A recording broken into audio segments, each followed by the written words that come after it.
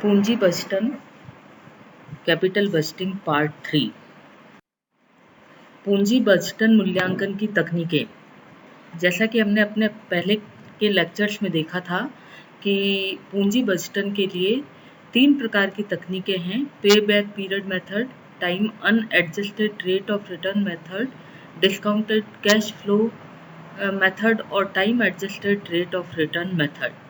इसमें से हमने पे बैक पीरियड मेथड, जिसमें post pay back profitability method, bail out pay back period method, pay back reciprocal method and discounted pay back period के बारे में हमारे पहले वाले लेक्चर में चर्चा की थी।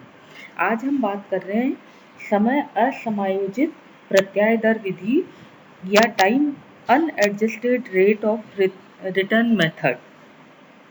इस विधि में किसी भी प्रोजेक्ट की प्रॉफिटेबिलिटी का अनुमान टाइम फैक्टर को बिना ध्यान में रखे हुए किया जाता है और इसको अलग अलग नामों से जाना जाता है, जैसे विनियोग पर प्रत्याय दर विधि, return on investment that is ROI, औसत प्रत्याय दर विधि that is average rate of return method, लेखांकन विधि या अकाउंटिंग मेथड और वित्तीय विवरण विधि या financial statement method.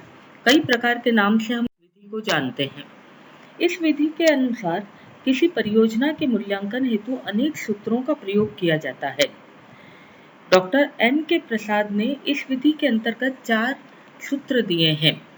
ARR is equal to average earning before depreciation divided by initial investment into 100, या ARR is equal to average earning after depreciation upon initial investment into 100, or we can calculate ARR, that is average earning after depreciation upon average investment into 100, or ARR is equal to average earning after depreciation divided by average investment plus working capital into 100। यद्यपि doctor N.K. प्रसाद ने इन 4 सूत्रों का प्रयोग किया है, फिर भी इन सूत्रों में से 3rd और 4th सूत्र ही ज़्यादा काम में लिए जाते हैं। इसलिए प्रैक्टिकल लाइफ में तीसरे सूत्र का प्रयोग किया जाता है तथा कार्यशील पूंजी की सूचना भी उपलब्ध होने की दशा में चौथा सूत्र काम में ले लिया जाता है। इन सूत्रों की गणना के लिए 2 चीज़ों का अभिप्राय या 2 चीज़ों की गणना पहले आवश्यक हो जाती है, दैट इज औसत आय या एवरेज अर्निंग। औसत आय से तात्पर्य डेप्रिसिएशन एवं कर के बाद उपलब्ध आय से है। जनरली डेप्रिसिएशन की गणना परियोजना की प्रारंभिक लागत में उसके जीवन काल का भाग देकर की जाती है, परंतु अगर किसी परियोजना की रेसिडुअल अमाउंट भी दी हुई हो तो इसकी गणना इस सूत्र से की जाती है: average depreciation is equal to initial cost of investment minus scrap value divided by life of investment. औसत विनियोग से अभिप्राय किसी परियोजना के जीवन काल में उस पर औसत रूप से विनियोजित की गई धनराशि से है। इसकी गणना ओपनिंग इन्वेस्टमेंट की राशि तथा परियोजना के आर्थिक जीवन काल के अंत में परियोजना पर उपलब्ध राशि का औसत लेकर की जाती है। इस प्रकार औसत विनियोग की गणना करते समय ये भी ध्यान रखा जाता है कि परियोजना के आर्थिक जीवन काल के अंत में कोई रेसिडुअल वैल्यू हो तो उसे परियोजना पर अंतिम रूप से विनियोजित राशि मानकर इस फॉर्मूले से वैल्यू निकाली जाती है: average investment is equal to initial investment plus residual value divided by 2। तीसरे प्रकार की विधियां समय समायोजित प्रत्याय दर विधियां कहलाती है या बट्टाकृत नकद प्रवाह विधियां कहलाती है। पूंजी बजटन की पहले वाली विधियों में एक महत्वपूर्ण लिमिटेशन ये थी कि उनमें टाइम फैक्टर को ध्यान में नहीं रखा गया था, जबकि प्रेजेंट टाइम में विभिन्न परियोजनाओं संबंधी वित्तीय निर्णय लेने के संबंध में तथा वित्तीय प्रबंधकों को फ्यूचर कमिटमेंट्स के लिए समय समायोजित प्रत्याय दर को अत्यधिक महत्वपूर्ण औजार के रूप में प्रयोग किया जाने लगा है। यह विधि इस मान्यता पर आधारित है कि आने वाले वर्षों में प्राप्त होने वाले 1 रुपए का वर्तमान मूल्य चूंकि कम होता है, अतः किसी भी परियोजना में विनियोग का निर्णय उस विनियोग से भावी आय के वर्तमान मूल्य की विनियोग की लागत से तुलना करके निर्णय लिया जाना चाहिए। इस प्रकार समय समायोजित प्रत्याय दर पर आधारित विभिन्न विधियां जो है वो इस प्रकार है: net present value method, profitability index और पीआई इंडेक्स और बेनिफिट कॉस्ट रेशो और बीसीआर मेथड, और internal rate of return method या आईआरआर मेथड। सबसे पहले हम बात कर रहे हैं शुद्ध वर्तमान मूल्य विधि की। शुद्ध वर्तमान मूल्य पद्धति विनियोग प्रस्तावों के मूल्यांकन करने की एक एस्टेब्लिश इकोनॉमिक मेथड है।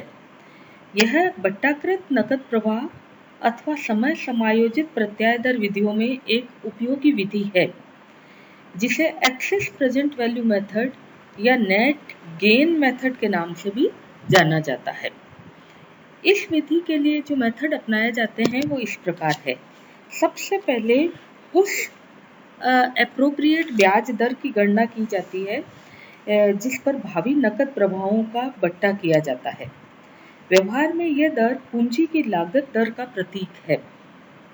दूसरे शब्दों में उस न्यूनतम दर को प्रकट करता है जिसकी विनियोगकर्ता विनियोग प्रस्तावों पर न्यूनतम अपेक्षा रखता है। दूसरा, विनियोग प्रस्तावों पर विभिन्न समय अवधियों में प्राप्त होने वाले नकद प्रवाहों का वर्तमान मूल्य ज्ञात किया जाता है।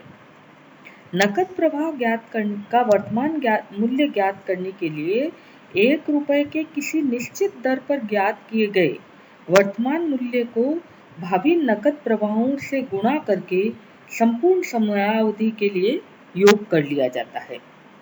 तीसरा, विनियोग प्रस्ताव पर शुद्ध वर्तमान मूल्य ज्ञात करने हेतु भावी नकद प्रवाहों के वर्तमान मूल्य में से कुल व्ययों के वर्तमान मूल्य को घटाया जाता है, अर्थात net present value is equal to present value of cash flows minus present value of outlays. या यदि सभी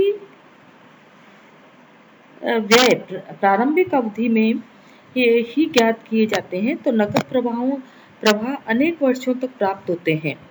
तो शुद्ध वर्तमान मूल्य ज्ञात करने हेतु इस समीकरण का प्रयोग किया जाता है।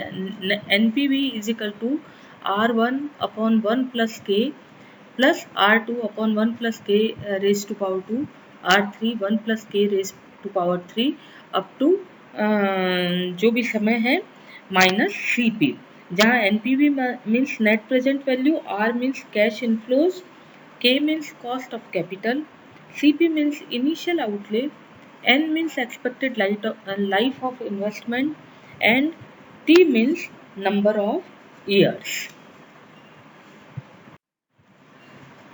दूसरा तरीका शुद्ध लाभदायकता सूचकांक विधि या लाभ लागत अनुपात विधि है, यानी प्रॉफिटेबिलिटी इंडेक्स मेथड और बेनिफिट कॉस्ट रेशियो मेथड।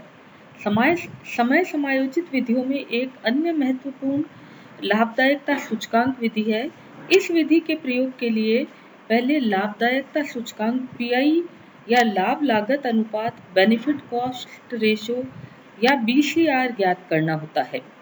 वस्तुतः लाभदायकता सूचकांक या लाभ लागत अनुपात एक वांछित दर पर भावी नकद प्रवाहों के वर्तमान मूल्य एवं विनियोग की प्रारंभिक लागत के बीच अनुपात को व्यक्त करता है। इसकी गणना इस सूत्र से निकाली जाती है: PI और BCR is equal to sigma N T is equal to 1 RT upon 1 plus K raise to power T upon CP और present value of future cash flows upon initial cash outlay. एक परियोजना को उस अवस्था में लाभदायक माना जाएगा जिसका PI या BCR इकाई 1 से अधिक हो। विनियोग प्रस्तावों में विनियोग संबंधी निर्णय करने के लिए डिसीजन रूल ये है BCR इज लेस देन और equal to 1, then accept the proposal. BCR is greater than 1, then reject the proposal. तीसरी विधि आंतरिक प्रत्याय दर या internal rate of return method है.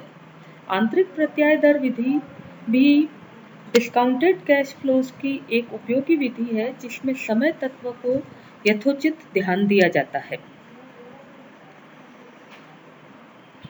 वस्तुतः आंतरिक प्रत्याय दर से आशय उस दर से है जिस पर किसी परियोजना विशेष के वार्षिक नकद प्रवाहों का वर्तमान मूल्य उस परियोजना की लागत के बराबर हो जाता है. यहाँ यह उल्लेखनीय है कि इस दर को आंतरिक प्रत्याय दर विधि से भी कहा जाता है कि यह दर पूर्ण रूप से परियोजना के विनियोगों की लागत एवं नकद प्रवाहों से ही प्रभावित होती है, अन्य बाह्य तत्वों से नहीं. आंतरिक प्रत्याय दर के लिए इस सूत्र का प्रयोग किया जाता है. CP = R1 upon 1 plus R, R2 upon 1 plus R square plus R3 upon 1 plus R raised to power cube up to Rn 1 plus R raised to power n, जहाँ CP means present value of cash outlays से है और CP को हम n sigma t equals to 1 RT 1 plus R T के अनुसार निकाल सकते हैं, जहाँ R is equal to annual cash inflows and small r is equal to internal rate of return से होता है. व्यवहारिक रूप में किसी भी परियोजना की आंतरिक प्रत्याय दर की गणना हेतु भावी नकद प्रवाहों का किसी संभावित बट्टा दर पर वर्तमान मूल्य ज्ञात करके विनियोग की लागत से इसकी तुलना करते हैं. यदि वर्तमान मूल्य लागत से अधिक है तो उपयुक्त प्रक्रिया को किसी ऊंची बट्टा दर पर दोहराया जाता है. इसके विपरीत यदि वर्तमान मूल्य लागत से कम हो तो पुनः किसी नीची बट्टा दर पर नकद प्रवाहों को बट्टा किया जाता है. यह प्रक्रिया तब तक जारी रहती है जब तक कि नकद प्रवाहों का वर्तमान मूल्य विनियोग की लागत के बराबर नहीं हो जाता है. यही कारण है कि इस विधि को भूल एवं सुधार विधि ट्रायल एंड एरर मेथड भी कहते हैं. आंतरिक प्रत्याय दर की गणना के दौरान कभी-कभी इंटरपोलेशन भी किया जाता है. धन्यवाद.